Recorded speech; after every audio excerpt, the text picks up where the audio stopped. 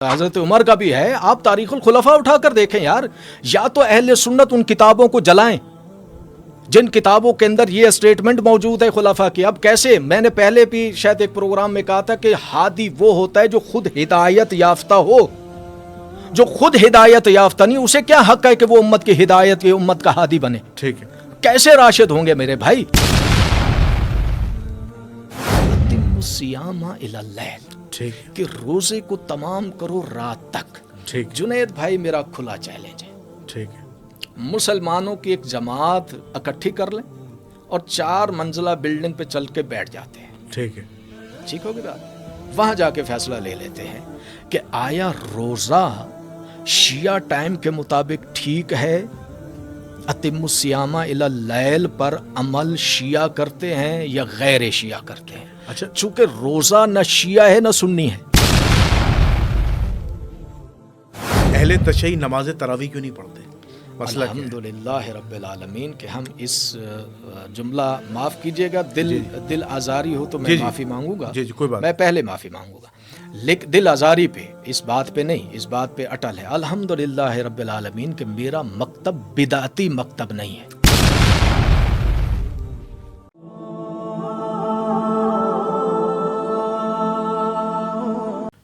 نحمده ونصلي ونسلم على رسوله الكريم اما بعد فاعوذ بالله من الشیطان الرجیم بسم اللہ الرحمن الرحیم اللهم صل على محمد وعلى ال محمد ولا حول ولا قوة الا بالله العلی العظیم.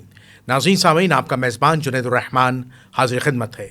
میں اپنے چینل کے تمام سبسکرائبرز کو اور تمام دیکھنے والوں کو، تمام ناظرین کو تہ دل سے رمضان کی مبارکباد پیش کرتا ہوں کہ آپ کو رمضان المبارک کا مہینہ بہت بہت مبارک ہو. یہ وہ مہینہ ہے جس میں اللہ تعالیٰ نے قرآن مجید کو نازل کیا. یہ وہ مہینہ ہے جو رحمتوں والا ہے. یہ وہ مہینہ ہے جو فضیلتوں والا ہے. یہ وہ مہینہ ہے جس میں اللہ تعالیٰ نے ایک خاص رات بنائی ہے اور وہ رات 1000 مہینوں سے بہتر ہے. انا انزلناہ فی لیلۃ القدر، یعنی یہ وہ مہینہ ہے جس میں اللہ تعالیٰ اپنے مومنین کے لیے، اپنے مسلمان لوگوں کے لیے، اپنے بندگی کرنے والے لوگوں کے لیے، یعنی عباد اللہ کے لیے، چاہے وہ مرد ہو، عورت ہو، بچہ ہو، بوڑھا ہو، جوان ہو، ان سب کے لیے کئی گنا زیادہ ثواب رکھا ہے. یعنی عام دل کے اندر جو ثواب نوافل کا ہوتا ہے، یہاں وہ ثواب سنتوں کے برابر ہو جاتا ہے، اور سنت کا ثواب جو ہے وہ فرائض کے برابر ہو جاتا ہے، اور فرائض کا ثواب کئی گنا زیادہ ہو جاتا ہے. تو اللہ تعالیٰ نے اس مہینے میں خاص فیوز و برکات، خاص انعامات مسلمانوں کے لیے، عبداللہ کے لیے رکھے ہیں، اپنے بندے کے لیے رکھے ہیں. تو آج ہم رمضان المبارک کے حوالے سے، اس کے احکام و مسائل کے حوالے سے، اور مختلف جو رمضان میں ایکٹیویٹیز ہوتی ہیں، اور خاص طور پر ہم مختلف چیزوں کو ڈسکس کریں گے.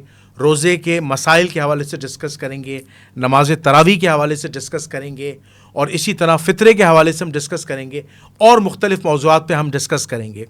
تو میں جس مہمان کو میں نے اس پوڈ کاسٹ میں دعوت دی ہے، وہ ہمارے چینل کی ہمیشہ سے زینت بنتے آئے ہیں، اور آج رمضان کا ہمارا جو پہلا پوڈ کاسٹ ہے وہ ہم ایک عالم دین کے ساتھ کر رہے ہیں. ایک شیعہ عالم دین ہے، ایک محقق ہیں، ایک ممتاز عالم دین ہے، جو پاکستان کے مختلف یوٹیوب چینلز اور ٹیلی ویژن کی یعنی الیکٹرانک میڈیا کی زینت بنتے آئے ہیں، اور ہمارے چینل کی بھی زینت بنتے آئے ہیں.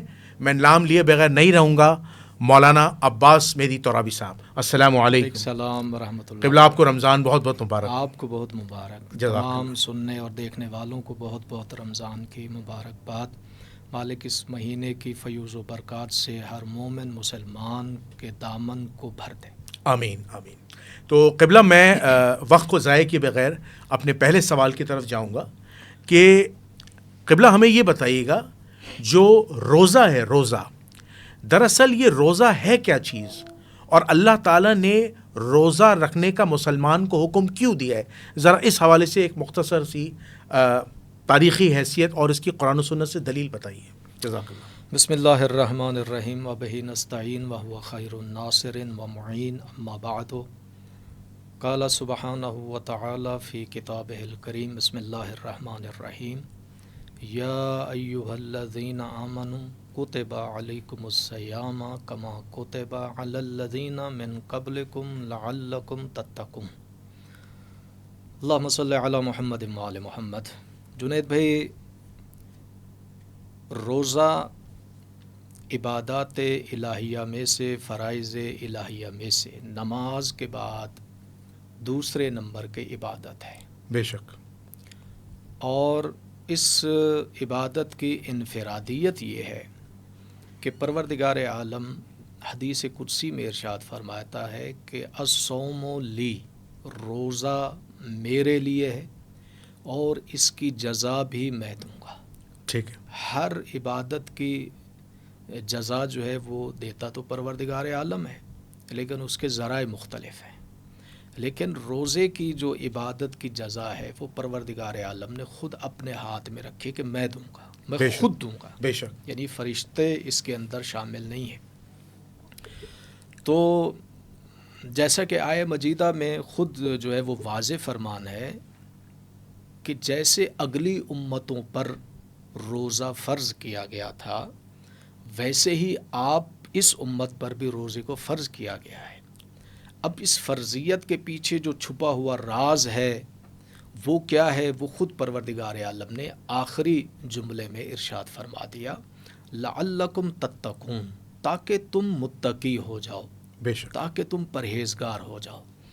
میں یہاں ایک جملہ کہوں گا کہ پروردگار عالم اپنے ہر مومن بندے کو پرہیزگار دیکھنا چاہتا ہے۔ بے شک۔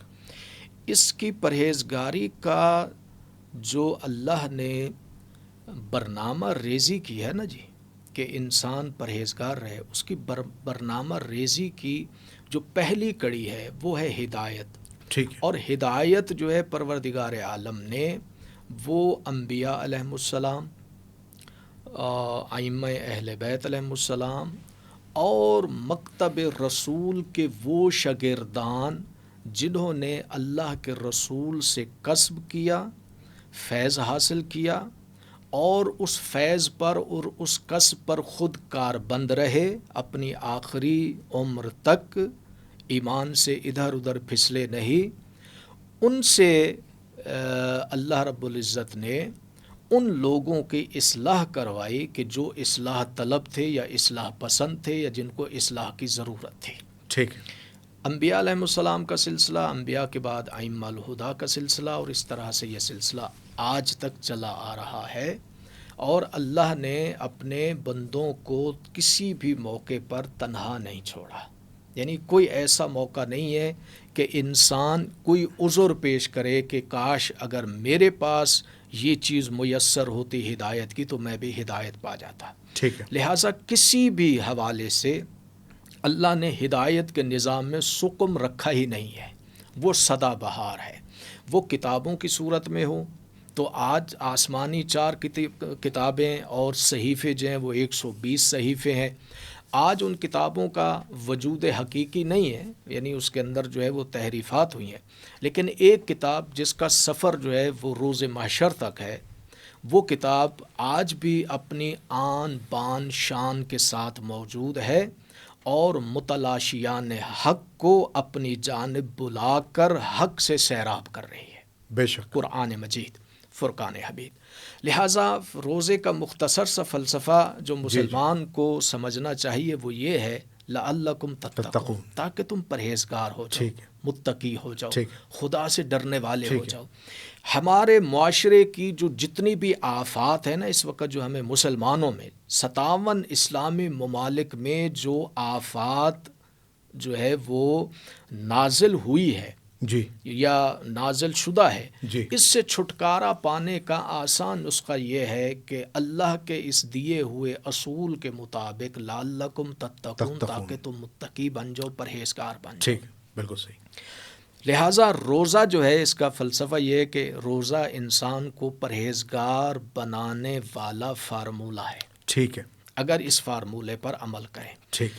اتفاق یہ ہے کہ کمزوری ہمارے صنف کی ہے کہ انہوں نے کما حقہ ان عبادات کے فلسفوں کو بتایا نہیں۔ ٹھیک ہے۔ ہم لفظوں میں الجھ گئے، ہم فقہوں میں الجھ گئے، ہم جو ہے مسلک میں بٹ گئے. جی اصل جو اسلام کی تھیم اور اسلام کا پیغام تھا وہ پہنچانے میں قاصر رہے اکثریت. ٹھیک ہے. بہت چھوٹی تعداد ہے علماء جی. کی جنہوں نے اپنے وظیفے کو انجام دیا ٹھیک.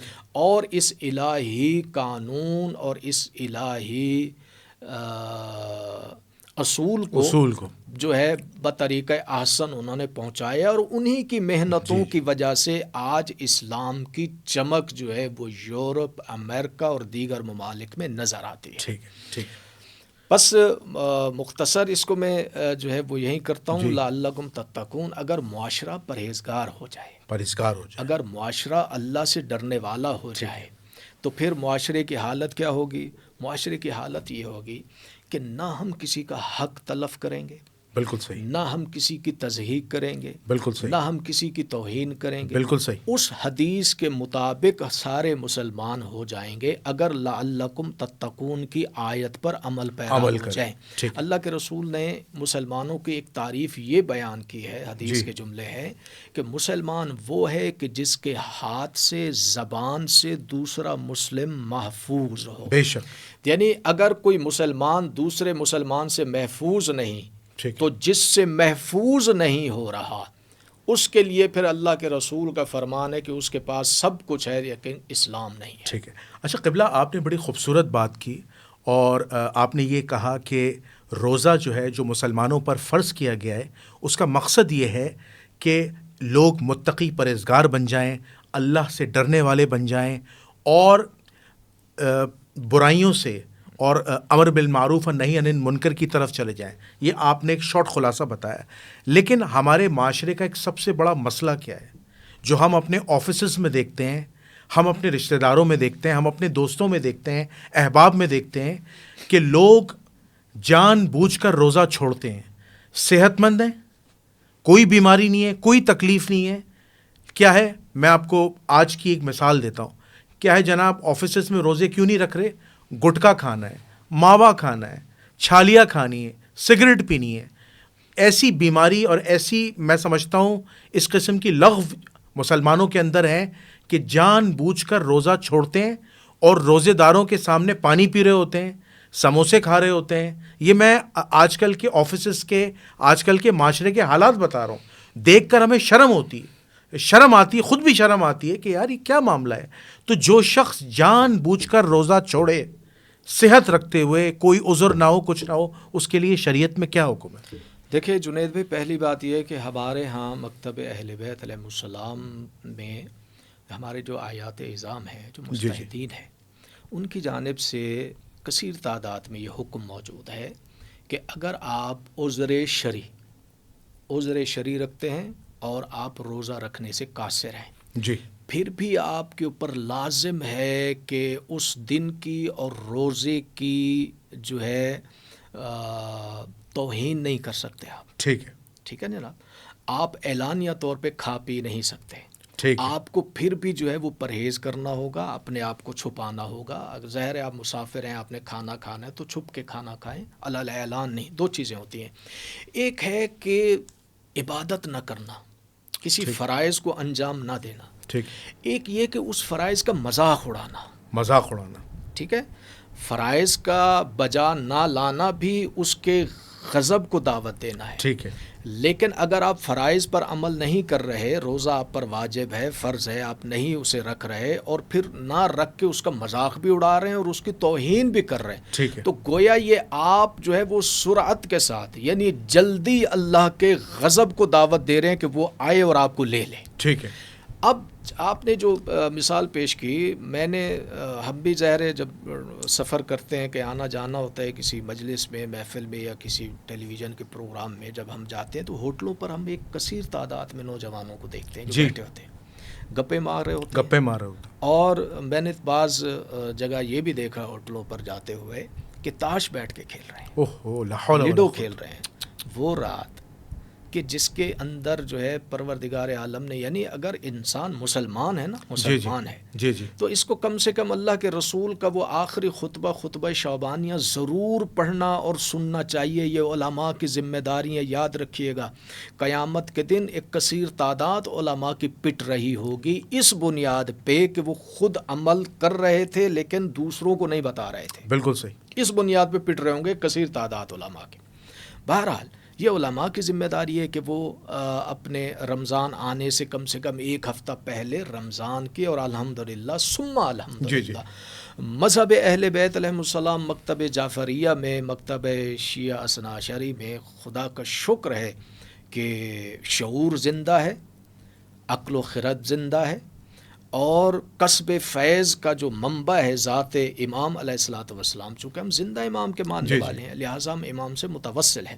تو ہمارے ہاں یہ ریت اور یہ رسم اور یہ رواج اور یہ عادت جو ہے وہ صدیوں سے چلی آ رہی ہے کہ ہم رمضان سے پہلے استقبال ماہ رمضان کے پروگرام ترتیب دیتے ہیں اپنی مساجد میں، ماشاءاللہ، تاکہ لوگوں کو اویئرنیس ملے کہ کون سا مہینہ آنے والا ہے، اس کی عظمت کیا ہے، اس کے اندر فرائض کیا ہے، اس کے اندر آپ کو کرنا کیا ہے.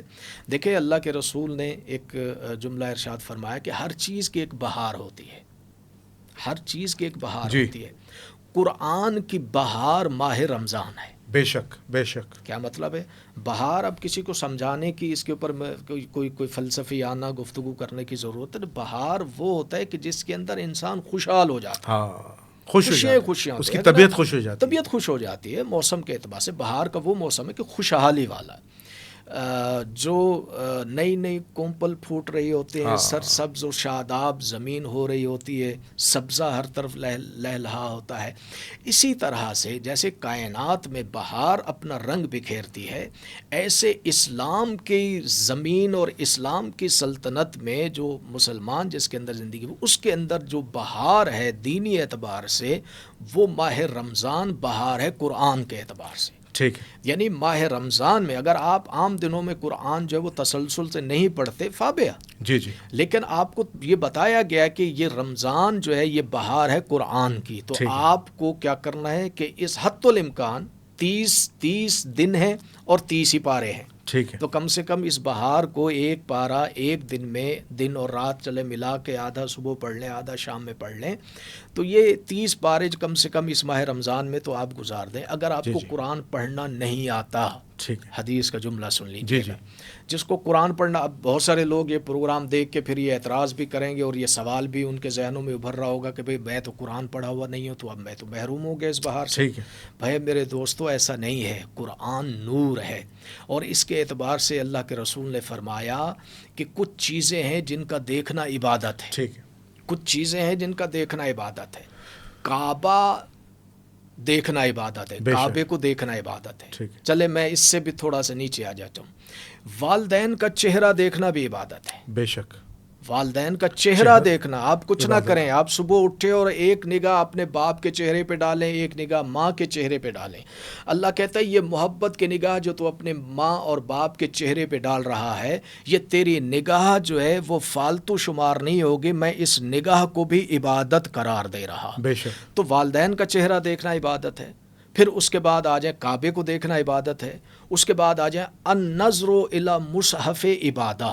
قرآن پڑھ نہیں سکتے، آپ قرآن کو دیکھ تو سکتے ہیں. بے شک. قرآن کو دیکھنا بھی عبادت ہے. بھائی آپ ماہ رمضان میں اگر آپ کچھ نہیں آتا، بسم اللہ تو آتی ہے آپ کو؟ بے شک. کون سا ایسا مسلمان ہے جس کو بسم اللہ نہیں آتی ہوگی؟ بے شک. اور یہ بھی فیض ہے، بسم اللہ قرآن آئے نہ آئے یہ بھی جبر مشیت ہے جنید بھائی، جبر مشیت، کہ قرآن نہیں آتا لیکن قرآن کا خلاصہ ہر مسلمان کو آتا ہے. قرآن کے خلاصے کا نام ہے بسم اللہ الرحمن الرحیم، اور یہ اس لیے ہر مسلمان کو آتا ہے تاکہ اس کے ذہن میں بے کا نقطہ رہے کہ اس بے کا نقطہ کون ہے. اور بے کے نقطے کے لیے میرے مولا نے خود ارشاد فرمایا کہ انا نقطہ تو تحت الباب، بے کے نیچے آنے والا نقطہ میں علی ہوں. سبحان اللہ. قرآن صامت آئے نہ آئے. بالکل. قرآن سامت کا خلاصہ ہر مسلمان کو آتا ہے. بے شک. اسی طرح حدیث کا ٹکڑا ہے کہ النظر الی وجہ علی ابن ابی طالب عبادت، کہ علی کا چہرہ دیکھنا بھی عبادت ہے.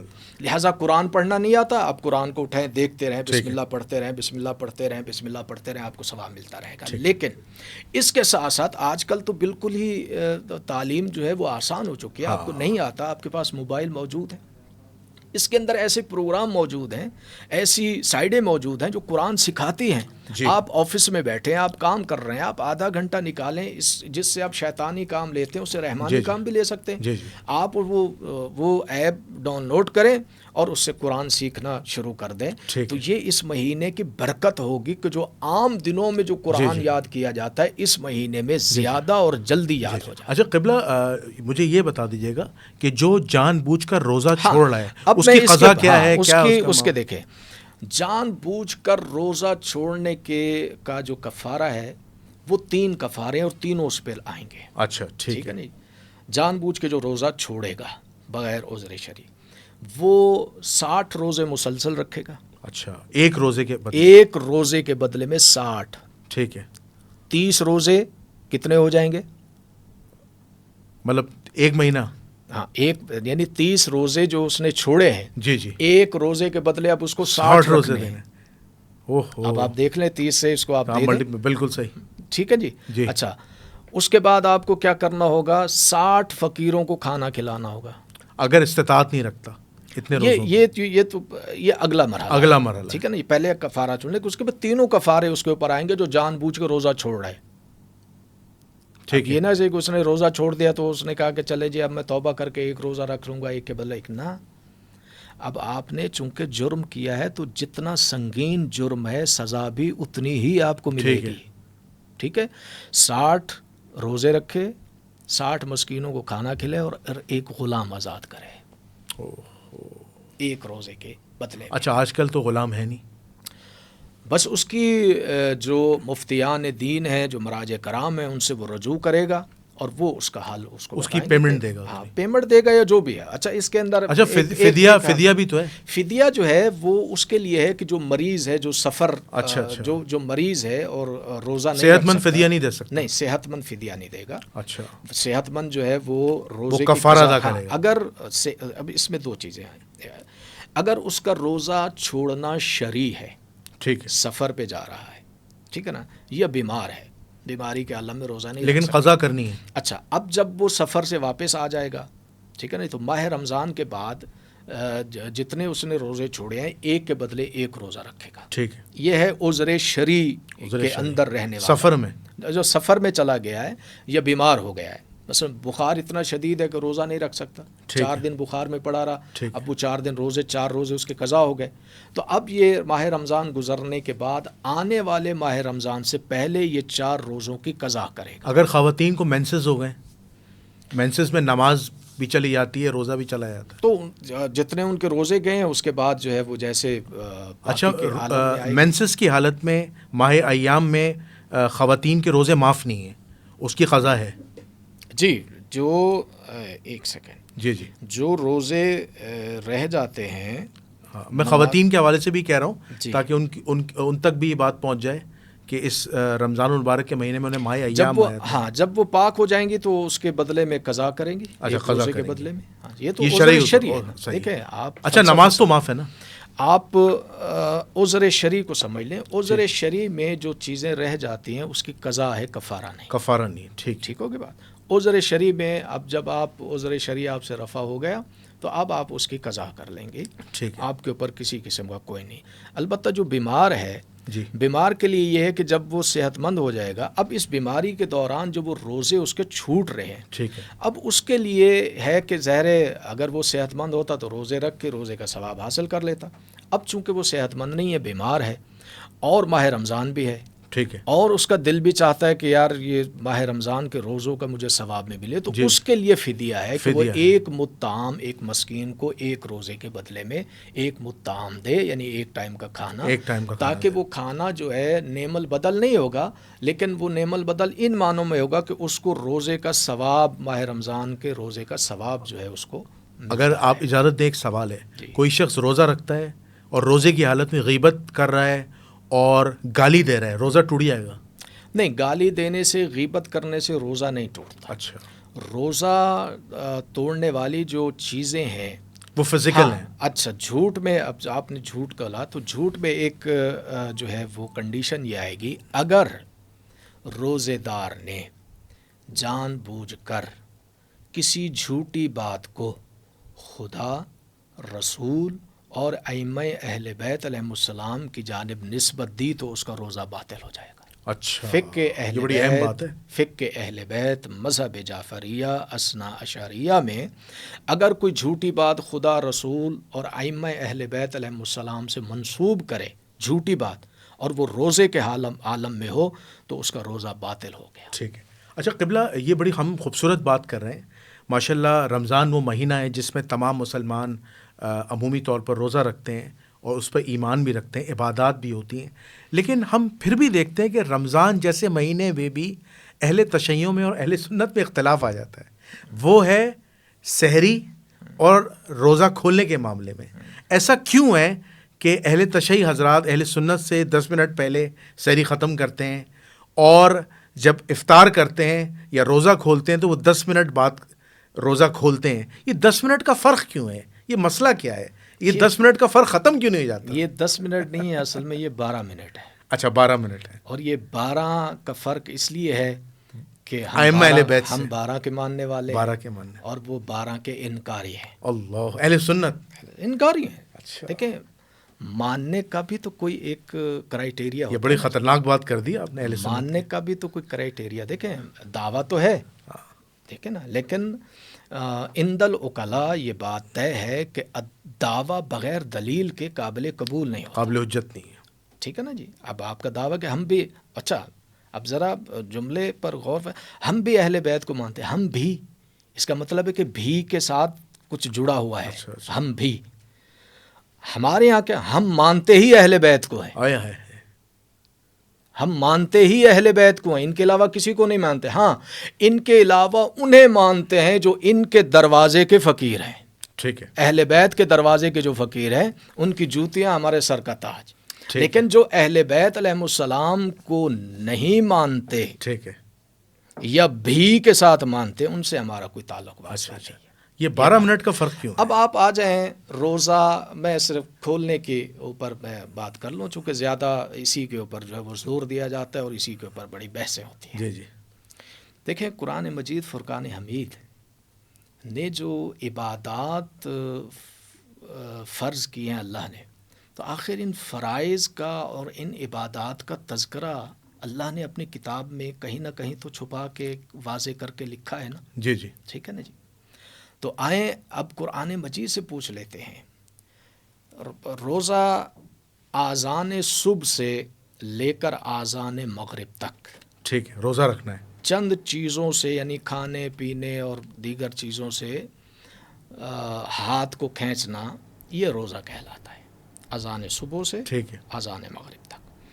اب آ جائیں روزہ کھولنے کے اوپر ہم بات کر لیں، اسی کے اوپر زیادہ جھگڑا ہوتا ہے اور اسی کے اوپر شد و مد ہو رہی ہوتی ہے اور اسی کے اوپر جرا۔ فقہ جعفریہ کا ٹائم الگ ہے، فقہ حنفی کا الگ ہے۔ اچھا، اب آ جائیں ہم قرآن سے پوچھ لیتے ہیں، اللہ کی کتاب، آپ نے کہا کہ تم پر روزے اے صاحبان ایمان، یا ایھا الذین آمنوا کتب علیکم الصیام کما کتب علی الذین من قبلکم لعلکم تتقون، اے صاحبان ایمان۔ دیکھیں، میری گفتگو یقیناً جو ہے وہ چبھنی نہیں چاہیے، لیکن اسے جان بوجھ کر چبھانے کی کوشش کریں گے لوگ، لیکن مجھے پرواہ نہیں ہے، اس لیے کہ میں علی کا غلام ہوں۔ بے شک، اور جو علی کا غلام ہوتا ہے وہ بات بھی علی کی کرتا ہے، علی کے غیر کی بات نہیں کرتا۔ اب آ جائیں، پہلی بات یہ ہے کہ روزے فرض ہی صاحبان ایمان پر ہیں۔ ٹھیک ہے، پہلے تو آئے نا، آپ اصل بات پہ آئیں کہ ایمان کیا ہے، ایمان کیا ہے؟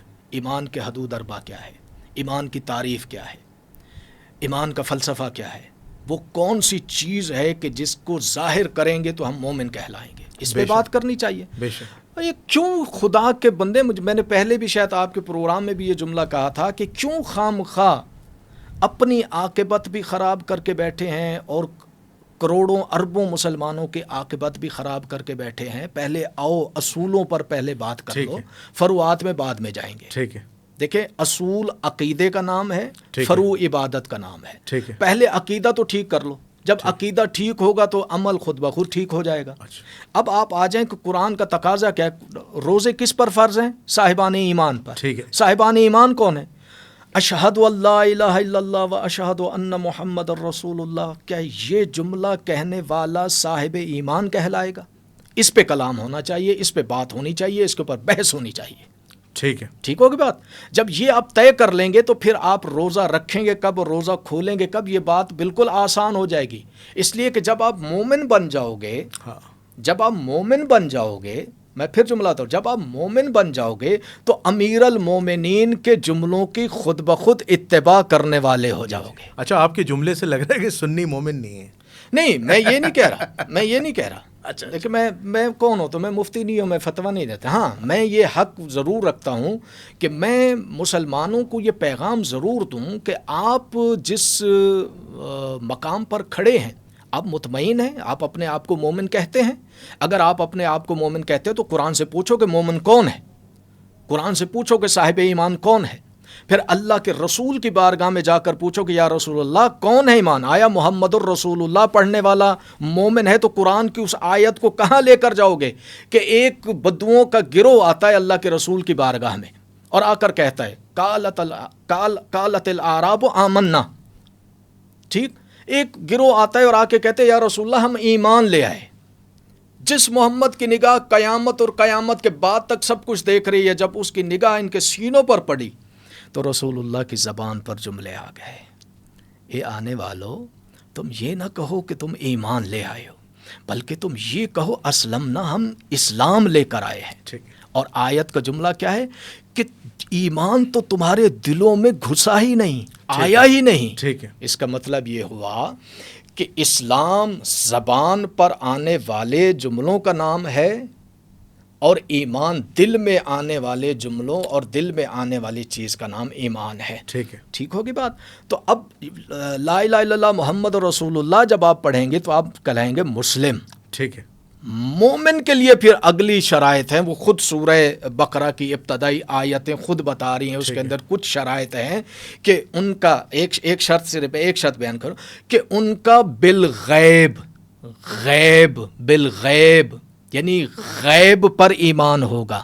اب جو چیزیں غیب ہیں جنید بھائی، یہ بڑے جو چیزیں غیب ہیں ان پر ایمان لانا، ان پہ بحث کرنا نہیں، ان پہ جھگڑا کرنا نہیں. اور غیب چیزوں میں ایک وجود امام بھی ہے جو پردہ غیبت میں تشریف فرما ہے، یعنی امام مہدی علیہ الصلوۃ والسلام پہ ایمان لاؤ گے تو مومن کہلاؤ گے. اگر امام مہدی علیہ الصلوۃ والسلام کی امامت سے ہاتھ کھینچو گے تو تم مسلم تو کہلا سکتے ہو، مومن نہیں کہلا سکتے. ایک بات. دوسری بات یہ ہے کہ اللہ کے رسول نے کثیر تعداد میں، عبداللہ ابن عباس سے بھی یہ روایت ہے، عبداللہ ابن مسعود سے بھی یہ روایت موجود ہے، جابر ابن عبداللہ انصاری، اتنے بڑے بڑے نام ہیں میرے بھائی، اس سے آپ ہاتھ نہیں کھینچ سکتے. اس سے اگر منہ موڑو گے تو تمہارے دامن میں دین نام کی کوئی چیز نہیں بچے گی. یہ اتنے بڑے نام ہیں. ان تینوں سے یہ روایت موجود ہے کہ اللہ کے رسول نے فرمایا تھا، ہم نے بزم رسول، حیات رسول، زندگی رسول میں پوچھا تھا کہ یا رسول اللہ ہم کیسے جانے کہ مومن کون ہے اور منافق کون ہے، یا غیر مومن کون ہے؟ مومن کی ضد غیر مومن منافق ہوگا. یا مومن ہے تو وہ منافق نہیں، منافق ہے تو وہ مومن نہیں. نفاق ضد ہے ایمان کی، اس بات کو سمجھنا چاہیے. تو اللہ کے رسول سے پوچھا گیا کہ یا رسول اللہ ہم کیسے معلوم کریں؟ اس لیے کہ سورہ منافقون کا نزول ہو چکا ہے، اس کی تعبیر آ چکی ہے، اس کی تشریح ہو چکی ہے. اللہ کے رسول نے اس کے تمام تر سیاق و سباق اور اس کی تشریحات بیان کر دی جائے. تو اب ہر مسلمان پر یہ ضروری تھا کہ وہ اپنے ایمان کو پرکھے کہ آیا وہ واقعی مومن ہے یا ایمان کی سرحد سے نکل چکا ہے. تو اب اللہ کے رسول سے پوچھا گیا یا رسول اللہ وہ پیمانہ تو بتا دیں کہ جس کے سبب ہمیں یہ اطمینان رہے کہ ہم مومن ہیں. تو اللہ کے رسول نے مسکراتے ہوئے کہا تھا، دیکھو تسبیحوں پہ نہ جانا، قرآن کی قرأت پہ نہ جانا، لمبے لمبے سجدوں پر نہ جانا، لمبی داڑھی اور ماتھے پہ سجے ہوئے محراب پہ نہ جانا. ٹھیک ہے. پھر کلیہ کیا دیا اللہ کے رسول نے؟ کہ دیکھو اگر یہ جاننا ہو تو جس کے بارے میں جاننا ہو اس کے سامنے میرے بھائی علی ابن ابی طالب علیہ الصلوۃ والسلام کا ذکر کرو. سبحان اللہ.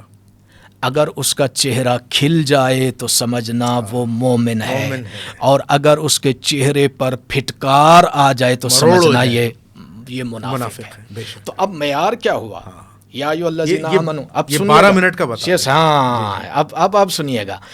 اب جو ہے مومن، اب یہ آیت کا ترجمہ اب کتنا حسین ہو جائے گا کہ اے علی والو، اے علی والو، تم پر روزے فرض کیے گئے ہیں. ایمان والوں نہیں، علی والوں. علی تو دیکھیں، محبت علی ہی تو ایمان ہے. اگر علی کی ولایت نہیں، علی کی محبت نہیں تو ایمان نہیں ہے میرے بھائی. دو ٹوک قرآن کا فیصلہ ہے. یہ کسی مفتی کی بات نہیں ہو رہی، کسی محدث کی بات نہیں ہو رہی، کسی راوی کی روایت نہیں ہے، قرآن کی آیت ہے. مولوی قیامت تک قرآن کی آیت سے بھاگ نہیں سکتا.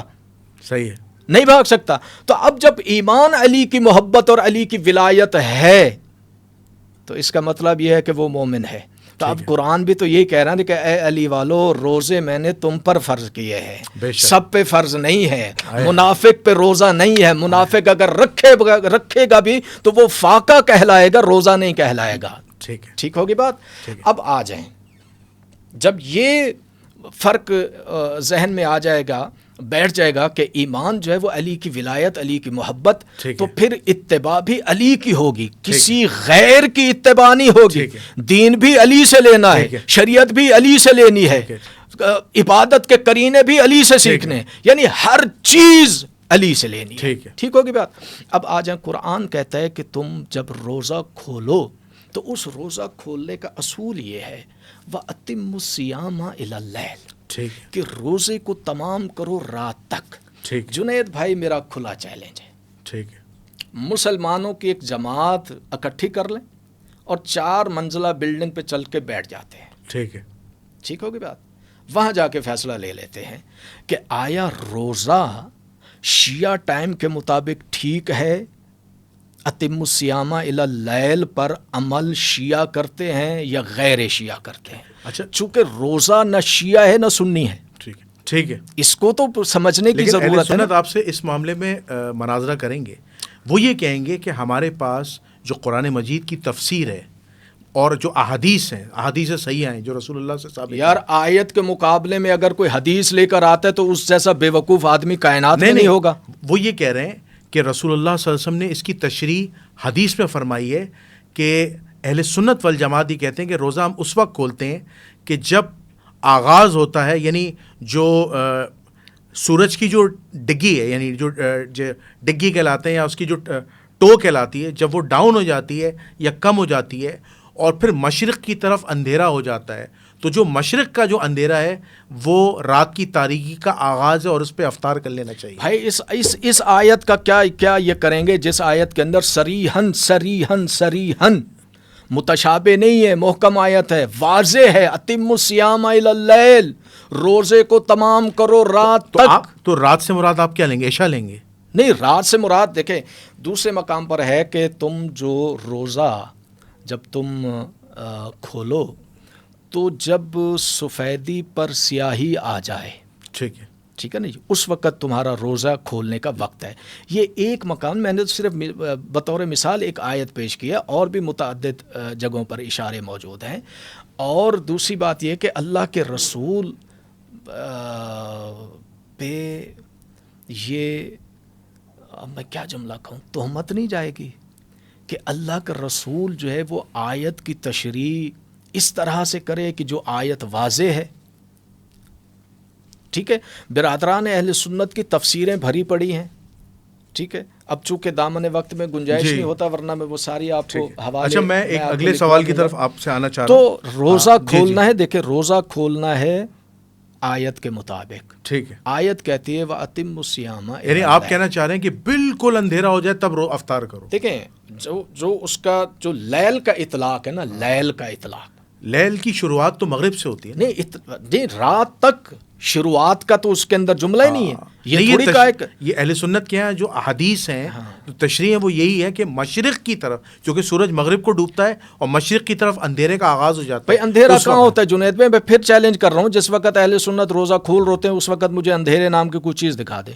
وہ اندھیرے کا سما ہوتا ہے نا. نہیں، کوئی سما نہیں ہوتا. روشنی ہوتی ہے ہر جانب، آپ ہر چیز کو جو ہے وہ تسلی سے دیکھ سکتے ہیں. ٹھیک ہے، یعنی آپ یہ سمجھتے ہیں کہ اہل سنت جو روزہ ہم نہیں سمجھتے. افطار کر رہے ہیں وہ غلط ہے؟ ہم نہیں دیکھیں، غلط اور صحیح کا فیصلہ میں کون ہوں تو کرنے والا. اچھا ٹھیک ہے. یہ تو دیکھیں کچھ راز جو ہے نا، وہ جنید بھی سن امام مہدی تک آنے تک رہنے دیں. کچھ راز کھلیں گے حجت خدا کے آمد پر، اور ان رازوں کا پھر خلاصہ اور اس کا انجام ہوگا میدان محشر میں. ٹھیک ہے ٹھیک ہے ٹھیک ہے ٹھیک ہے. آخری مجھے اس پوڈ کاسٹ کا سوال کرنے دیجیے گا، اہل تشیع نماز تراویح کیوں نہیں پڑھتے؟